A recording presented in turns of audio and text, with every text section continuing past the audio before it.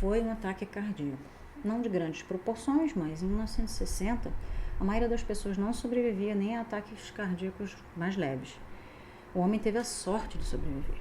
Os médicos disseram que ele continuaria hospitalizado por 3 semanas e depois ia fazer repouso total em casa por pelo menos mais um ano. Trabalhar estava fora de cogitação. Foi você quem chamou a ambulância? Walter arfou. Você estava lá? Era o dia seguinte e Walter tinha acabado de ouvir a notícia. Estava, respondeu Elizabeth. E ele estava no quê? No chão, com a mão no coração, ofegante? Não exatamente. Bem, então como foi? Perguntou Walter, abrindo os braços de frustração, enquanto Elizabeth e a maquiadora se entreolhavam. O que aconteceu? Acho melhor voltar mais tarde, disse Rosa rapidamente, enquanto pegava sua maleta. Antes de sair, ela apertou o ombro de Elizabeth de leve. É sempre uma honra, Elizabeth. Uma grande honra. Walter observou as sobrancelhas erguidas em pânico. Você salvou a vida do Phil, disse ele nervoso ao ouvir o clique da porta se fechando. Isso eu já entendi. Mas o que aconteceu exatamente?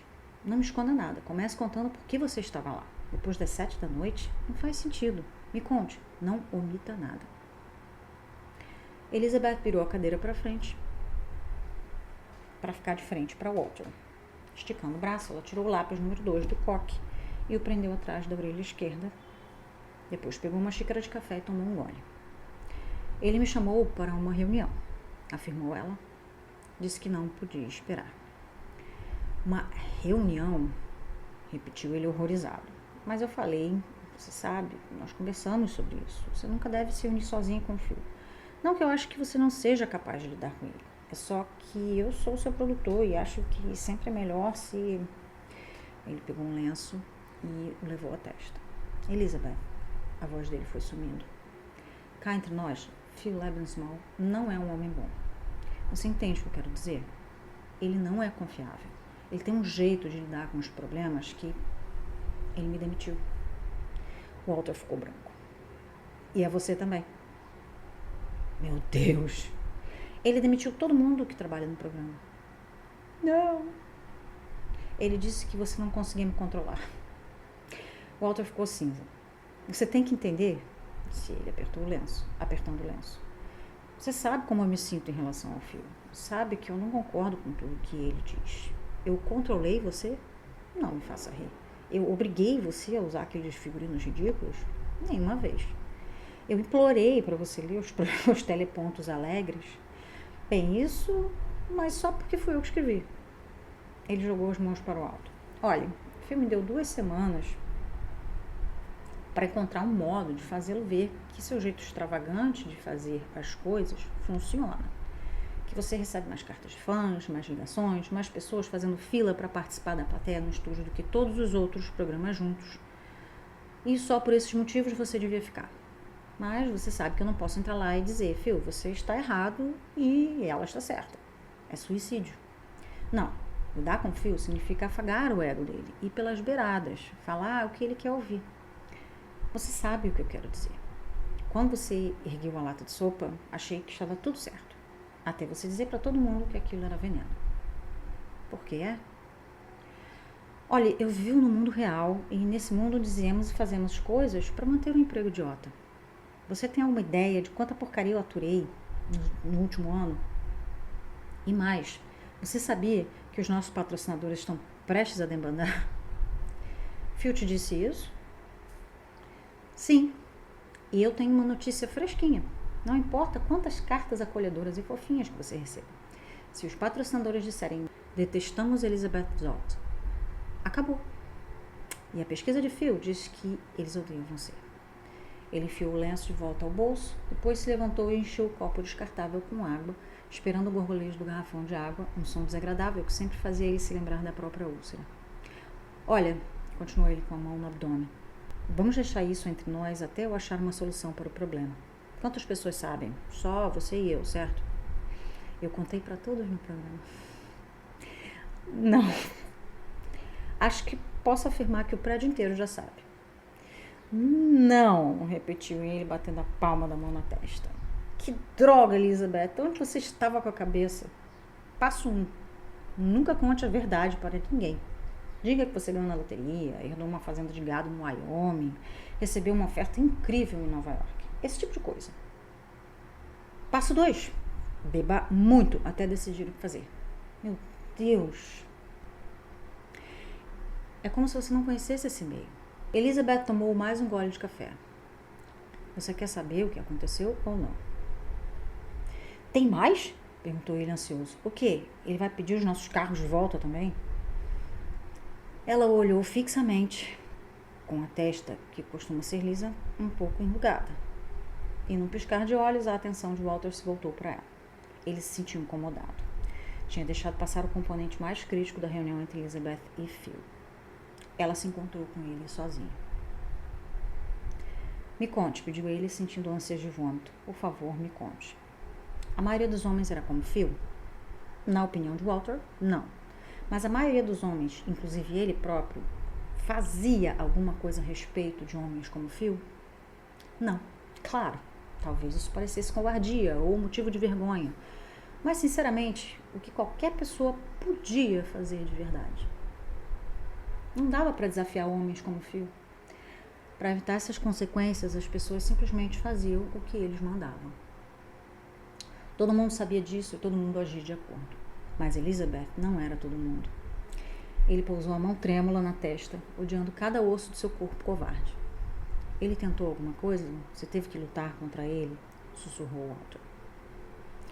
Ela estava sentada ereta, à luz do espelho de maquiagem, formando uma aura extra de fortaleza. Temeroso, ele analisou o rosto dela, pensando que aquela devia ser a aparência de Joana d'Arc pouco antes de acenderem a fogueira. Tentou. Meu Deus! Gritou Walter, amassando o copo descartável na mão. Meu Deus, não! Walter, relaxe. Ele não conseguiu nada. Walter hesitou. Por causa do ataque cardíaco, comentou ele aliviado. Claro, aconteceu no momento certo. O infarte, graças a Deus. Ela olhou para ele, intrigada. E depois enfiou a mão na bolsa. Aquela mesma bolsa que tinha levado à sala de Phil na noite anterior. Eu não daria graças a Deus, disse ela, tirando da bolsa aquela enorme faca de chefe de 35 centímetros. Ele engoliu em seco. Como a maioria dos cozinheiros, Elizabeth insistia em usar as próprias facas. Ela as levava para o estúdio toda manhã e as levava de volta toda noite. Todo mundo sabia disso. Todo mundo menos Phil. Eu não toquei nele, explicou ela. Ele simplesmente caiu de joelhos. Minha nossa, sussurrou Walter. Eu chamei uma ambulância, mas você sabe como é o trânsito naquela hora do dia. Demorou uma eternidade. Enquanto eu esperava, fiz um bom uso do meu tempo. Aqui, dê uma olhada. Ela entregou a ele as pastas que Lamb Small tinha sacudido na frente dela. Ofertas de retransmissão, disse ela, quando ele demonstrou surpresa com o conteúdo. Sabia que temos sido retransmitidos para o estado de Nova York há 3 meses? Além disso, algumas ofertas novas e interessantes de patrocínio. Apesar do que Phil te falou, os patrocinantes estão se matando para participar do nosso programa. Como este aqui, disse ela, mostrando um anúncio da companhia RCA Victor. Walter baixou os olhos, encarando a pilha de papéis. Ele fez um gesto para Elizabeth passar a xícara de café dele e, quando ela fez isso, ele tomou de um gole só. Desculpe, conseguiu dizer. Isso tudo é muito incrível. Ela olhou impaciente para o relógio da parede. Não consigo acreditar que estamos sem emprego, continuou ele. Quero dizer, temos um programa de sucesso e fomos demitidos. Elizabeth o encarou preocupada. Não, Walter, disse ela devagar. Nós não estamos sem emprego. Nós estamos no controle.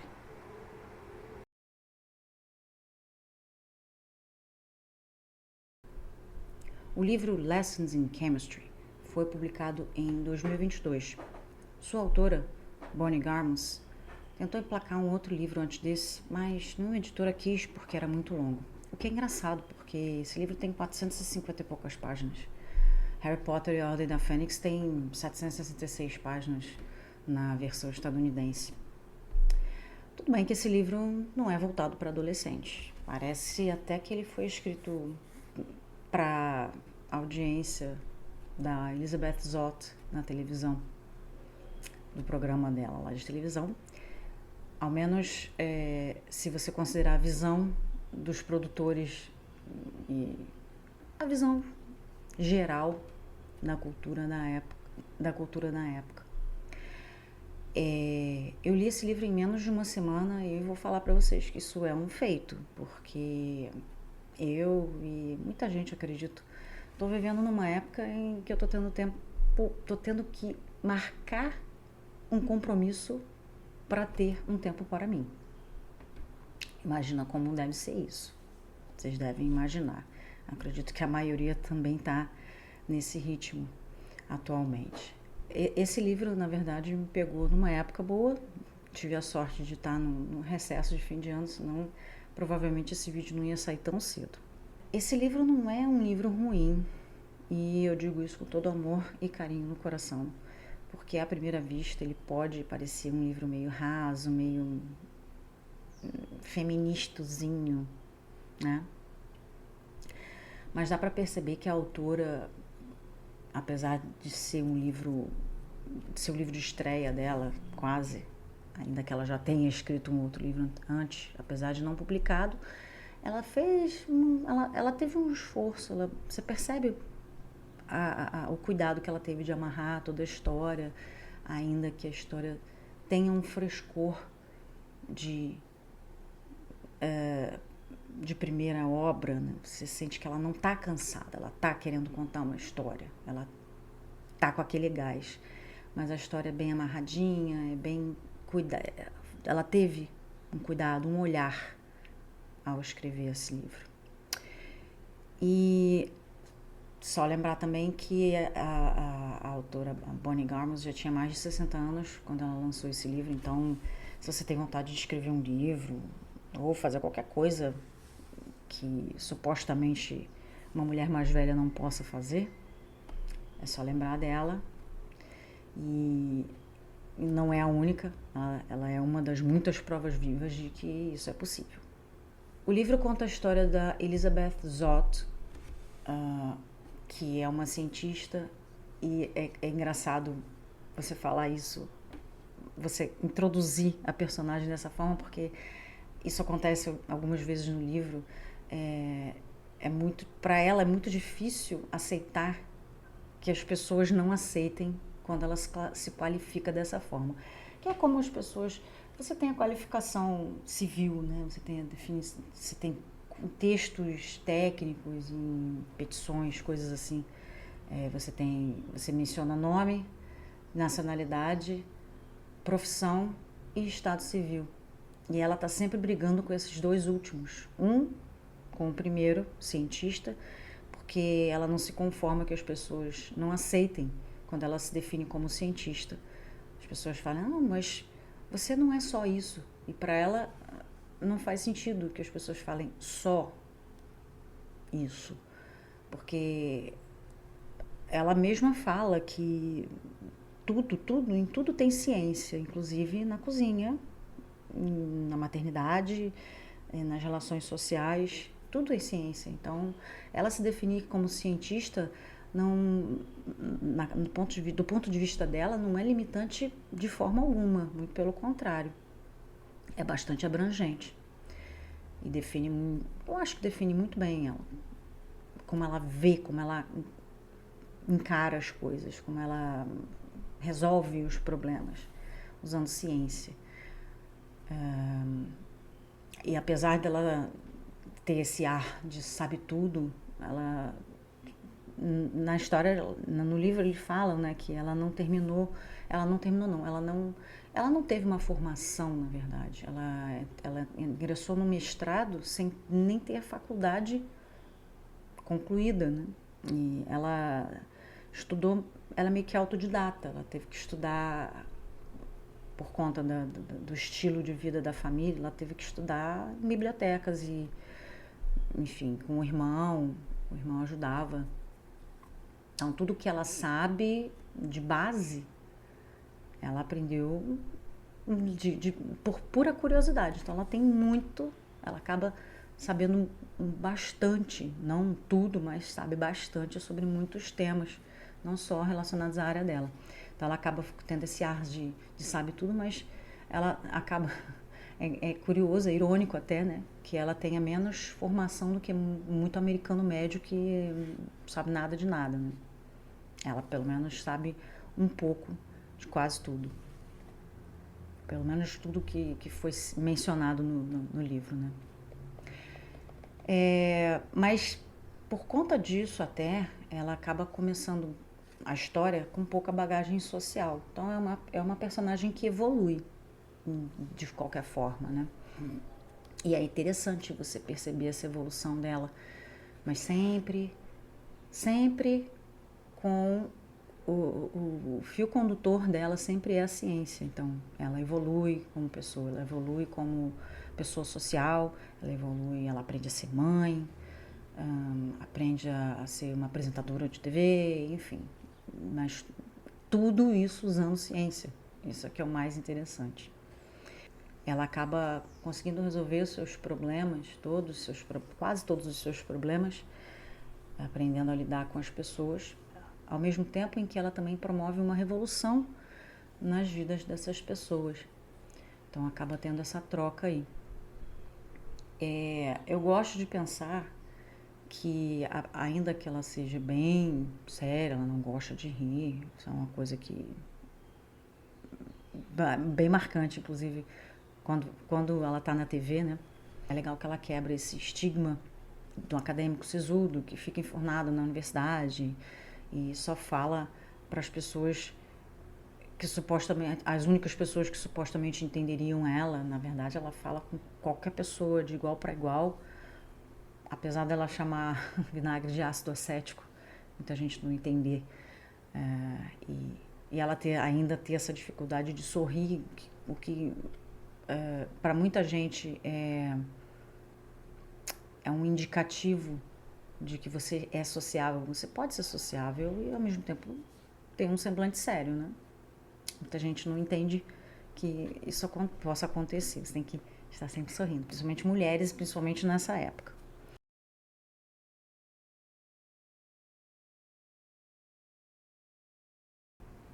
A série foi lançada em streaming em 2022, roteirizado pelo Lee Eisenberg, o mesmo roteirista daquele filme Bad Teacher, com a Cameron Diaz. A série segue a história da Elizabeth, mas muda um pouquinho a ordem dos acontecimentos em relação ao livro. Aliás, tem bastante diferença, vocês devem ter visto por aí vídeos e reportagens e artigos falando sobre essas diferenças. Ele realmente modifica algumas informações, até me incomodaram um pouquinho nele ter tirado, eu vou falar um pouquinho sobre, mas acredito que tenha sido por conta da linguagem mesmo, né? Que muda, enfim, o livro para uma série, para uma mídia visual, audiovisual, acaba tendo que... Essas adaptações acabam tendo que acontecer, né? Eu achei legal a modificação em relação à apresentação da filha, da Elizabeth. Achei bem interessante como eles fizeram na série, gostei bastante. A série modifica algumas coisas, inclusive, como eu falei, achei bastante válido por conta da questão da mudança do livro para o audiovisual, mas uma mudança bastante importante é a do núcleo dos vizinhos da Elizabeth. Os vizinhos que acabam ajudando ela bastante, né, depois que as coisas começam a acontecer na vida dela.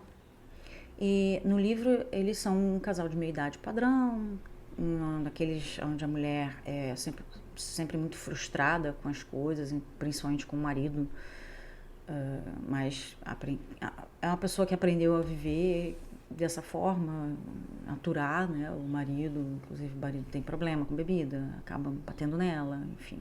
Eu senti falta dessa discussão na série, mas entendi a escolha do roteirista. Ele substituiu os Sloan brancos de meia idade e medianos por uma família negra, onde a Harriet é uma advogada militante que no momento da série está lutando para barrar a construção de uma rodovia que vai destruir o bairro onde eles moram. Não por acaso um bairro composto majoritariamente por famílias afro-americanas. O marido dela, o Charlie, é um médico que chegou a servir em algum conflito desses aí, não lembro exatamente qual é que estava acontecendo nessa época. Ao contrário do casal do livro, essa família, esse casal, né, eles têm filhos menores, mas na pré-adolescência, adolescência, né, e eles são muito unidos, parecem se amar e respeitar as escolhas um do outro. Inclusive, na série, aparecem momentos em que eles tomam decisões e o outro eles meio que entram em conflito, mas eles acabam resolvendo esses conflitos de uma forma muito amorosa, muito respeitosa. Isso acho que chama bastante atenção para quem lê o livro. Outra coisa que me chamou a atenção é que ele tira da série o momento onde a Elizabeth revive o trauma da violência que ela sofreu na faculdade, quando ela estava fazendo mestrado. Ela sofreu esse trauma e no livro ela revive esse trauma com o dono do canal, enfim. Só lendo o livro, não vou dar aqui o spoiler, mas na série acaba não tendo isso, eles acabam mudando o ponto de virada dela nesse momento. Então achei estranho, mas eu entendi que ia ficar um pouco mais chocante. Ela só tem flashbacks desses momentos e são em momentos e são em cenas diferentes, são em pontos diferentes da história, não necessariamente nesse momento. Eles acabam não abordando muito esse assunto, não focando muito nesse assunto, né? Então achei que chamou minha atenção, mas talvez tenha sido uma escolha sábia, até para deixar a coisa um pouco mais leve, ainda que o assunto seja mencionado e a gente perceba que esse ponto traumático na vida dela atrapalha um pouco, mas não chega, incomoda, mas não chega a atrapalhar, na verdade. Não chega a impedir que ela faça as coisas que ela tem que fazer, né? Inclusive o Phil Lebensmal da série, que é feito pelo Rainn Wilson, tá perfeito. Foi, olha, melhor escolha. Ele tá mega asqueroso, típico machão, misógino, tá insuportável. Mas ficou muito, muito bom, muito bem feito, muito boa escolha, gostei bastante. Deu pra dar raiva. Ainda que ele não faça metade das coisas que ele faz no livro. Eu já estava até antecipando, né, a raiva que eu ia sentir quando ele atacasse a Elizabeth, mas acabou eu fiquei com raiva à toa, né, porque a Elizabeth acaba dando uma volta muito boa nele no final, de uma outra forma, que acaba sendo legal, né, acaba sendo bem legal. Me incomodei um pouquinho com a Brie Larson, mas não esperava muito dela, não. Não me odeiem por isso. Acho a Brie Larson ok como atriz, não vou julgar aqui, mas aquela tremida de olho dela, o tempo todo tremendo o olho, sabe? Toda cena que ela tem alguma coisa, ela tremeu. Tudo bem que a gente tá o tempo todo treinando, né? Tremendo o olho agora, tremer o olho já é um gesto que a gente já aprendeu a fazer voluntariamente, de tanto que a gente faz. Mas ela podia aumentar o repertório dela, né, de expressões e gestual, talvez. Não sei se a Elizabeth do livro agiria dessa mesma forma.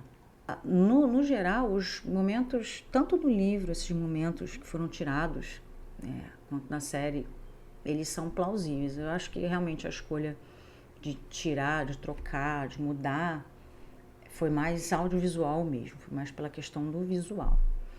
Mas acaba, na parte pelo menos do trauma da Elizabeth, ela acaba revivendo isso com flashbacks, então acho que talvez funcione também de uma forma parecida, não sei.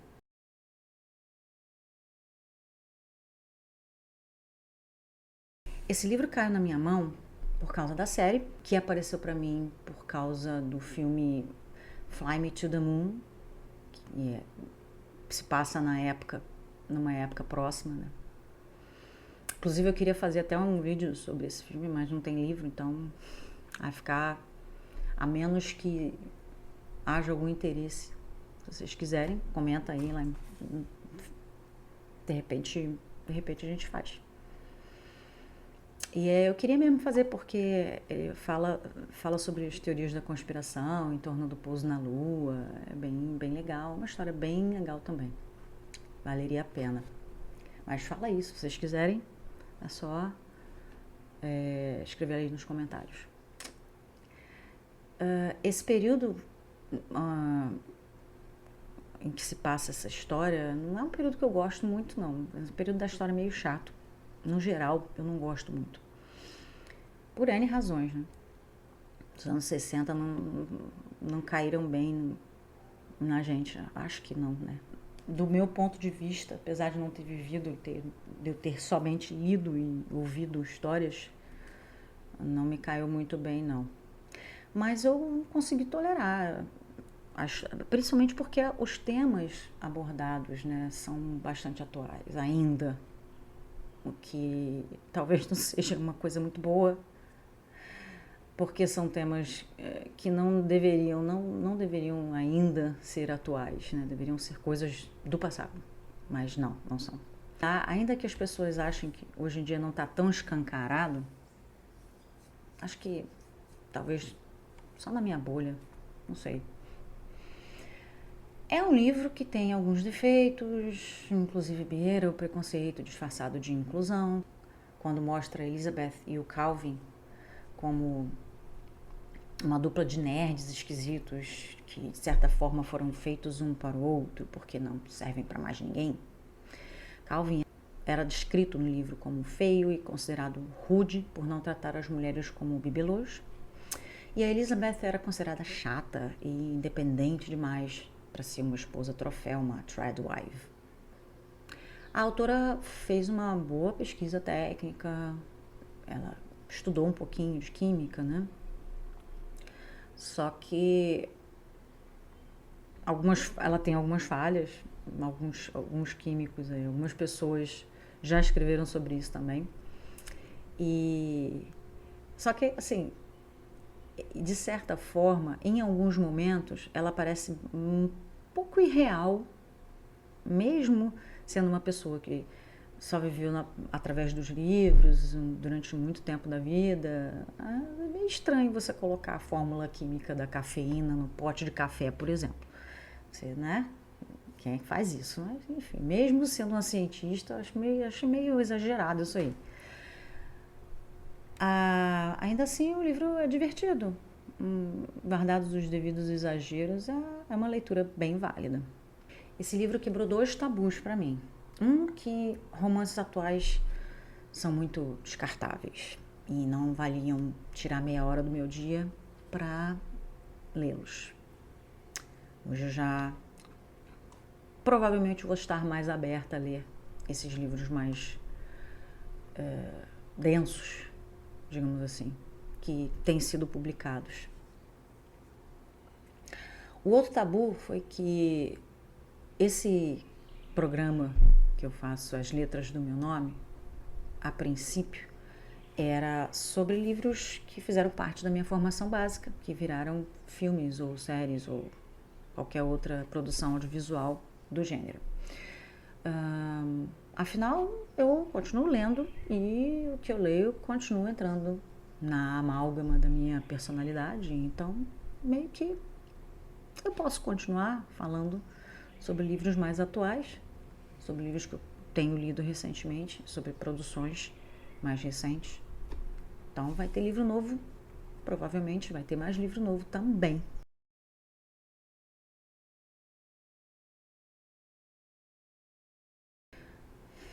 Crianças, ponham a mesa. Sua mãe precisa de um tempo para ela. Pedir ajuda para si ou para os outros. É engraçado, porque às vezes você acha que não precisa de ajuda. Elizabeth mostra isso várias vezes. Mas muitas vezes não é sobre você precisar do outro. É o outro estar tão disposto a ajudar por várias razões, piedade, amizade, amor, interesse, que seria ilógico não aceitar. Viver em sociedade muitas vezes exige essa troca, Mesmo que você seja tão introspectivo e antissocial que a mera menção de ter que dividir seu espaço físico ou mental pareça o inferno, mas no final vale a pena.